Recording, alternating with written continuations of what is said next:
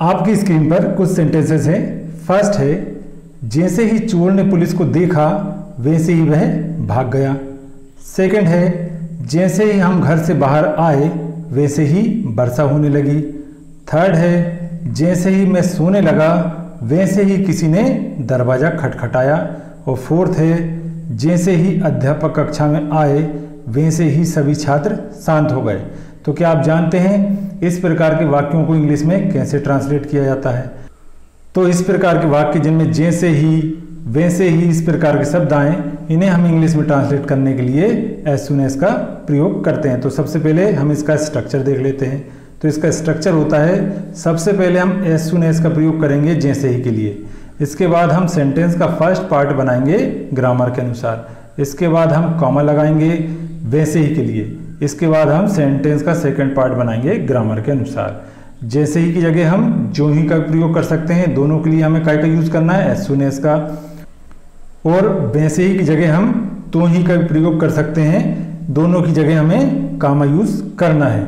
इस प्रकार के वाक्यों में दो काम होते हैं, एक जैसे ही एक काम खत्म होता है वैसे ही दूसरा काम शुरू होता है। एग्जाम्पल के माध्यम से समझते हैं। हमारा फर्स्ट सेंटेंस है, जैसे ही चोर ने पुलिस को देखा वैसे ही वह भाग गया। अब यहाँ देखिए सेंटेंस में दो पार्ट हैं, एक तो क्या जैसे ही चोर ने पुलिस को देखा और दूसरा क्या वैसे ही वह भाग गया। तो यहाँ दो काम हुए, जैसे ही एक काम खत्म हुआ वैसे ही दूसरा काम शुरू हुआ। तो सबसे पहले जैसे ही की इंग्लिश बनाएंगे, ये क्या होगी, एज सून एज। इसके बाद क्या है, चोर ने पुलिस को देखा, मतलब the thief saw the police. इसके बाद वैसे ही की जगह हमने काय का प्रयोग किया, कामा, यहाँ कामा यूज किया। इसके बाद वह भाग गया, मतलब ही रेन अवे। जैसे ही चोर ने पुलिस को देखा वैसे ही वह भाग गया। As soon as the thief saw the police he ran away. Next sentence है, जैसे ही हम घर से बाहर आए वैसे ही वर्षा होने लगी। अब इस सेंटेंस में भी दो पार्ट है, जैसे ही हम घर से बाहर आए वैसे ही वर्षा होने लगी। तो यहाँ भी दो काम हुए हैं, जैसे ही एक काम हुआ उसके तुरंत बाद दूसरा काम हुआ। तो यहाँ भी देखते हैं, सबसे पहले जैसे ही मतलब एज सून एज। इसके बाद हम घर से बाहर आए मतलब we came out of the home. वैसे ही के लिए हमने कामा लगाया। फिर वर्षा होने लगी मतलब इट बिगेन टू रेन। जैसे ही हम घर से बाहर आए वैसे ही वर्षा होने लगी। As soon as we came out of the home, फिर comma, it began to rain. Next sentence है, जैसे ही मैं सोने लगा वैसे ही किसी ने दरवाजा खटखटाया। तो सबसे पहले जैसे ही मतलब एज सून एज, मैं सोने लगा मतलब आई बिगेन टू स्लीप। वैसे ही की जगह हमने काय का प्रयोग किया, कामा लगाया यहाँ पे। इसके बाद किसी ने दरवाजा खटखटाया मतलब somebody knocked at the door।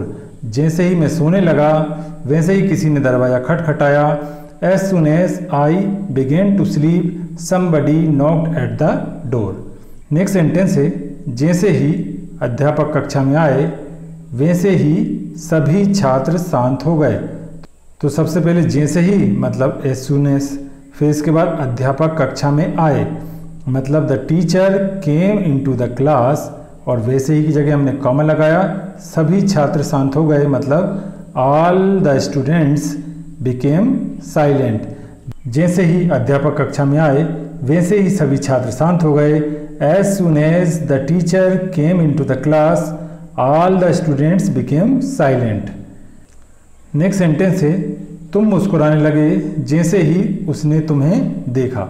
अब इस सेंटेंस में देखिए हमने जैसे ही का प्रयोग कहाँ किया है, वाक्य के मध्य में। तो इस प्रकार हम जैसे ही का प्रयोग वाक्य के मध्य में भी कर सकते हैं। उस कंडीशन में हम एज सून एज का प्रयोग वाक्य के मध्य में करेंगे और तब कामा यूज नहीं करेंगे।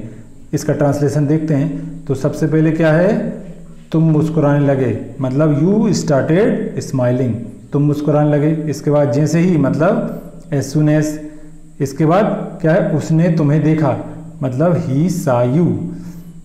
तुम मुस्कुराने लगे जैसे ही उसने तुम्हें देखा। You started smiling as soon as he saw you। तो इस प्रकार हम एज सून एज का प्रयोग कर सकते हैं। तो आज के लिए इतना ही। Thanks for watching.